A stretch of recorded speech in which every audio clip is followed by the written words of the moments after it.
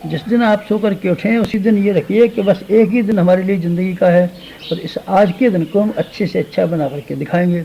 बस इतना बात कर लें कि आप इसी क्रम को रोज़ रोज़ अपनाते हुए सारी ज़िंदगी को भी अच्छा बना सकते हैं। एक एक दिन को हिसाब से जोड़ देने का मतलब होता है सारे समय को, सारी ज़िंदगी को ठीक तरह से और सुव्यवस्थित बना देना। प्रातः काल उठा कीजिए और ये ध्यान किया कीजिए, नया जन्म हर दिन नया जन्म। हर दिन नया जन्म को प्रातःकाल से लेकर सायंकाल तक आप कैसे उपयोग करेंगे, इसके लिए टाइम टेबल सवेरे उठ के बना लेना चाहिए।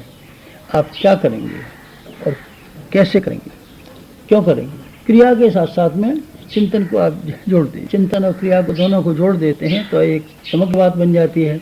आप शरीर से काम करते रहें पर कोई उद्देश्य न हो, और उद्देश्य आप ऊँचे रखें लेकिन उसको क्रियान्वित करने का कोई मौका न हो, तो दोनों ही बातें बेकार हो जाएंगी।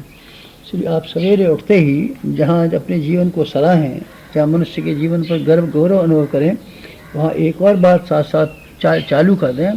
सवेरे प्रातःकाल से लेकर के सायंकाल तक का एक ऐसा टाइम टेबल बना में जिसको सिद्धांतवादी कहा जा सके, आदर्शवादी कहा जा सके।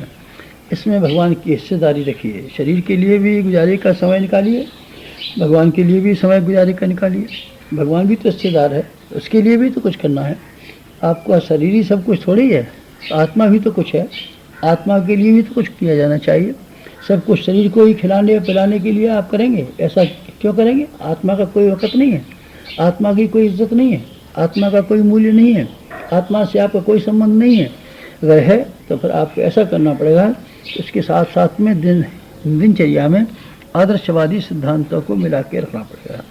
दिनचर्या ऐसी बनाइए जिसमें आपका पेट भरने का भी गुंजाइश हो और अपनी कुटुंब के परिवार करने वालों के लिए भी गुंजाइश हो, लेकिन साथ साथ में एक और भी गुंजाइश रहनी चाहिए कि इसमें आत्मा को संतोष देने के लिए और परमात्मा को पसंद देने के लिए कार्यों का और विचारों का भी समावेश हो।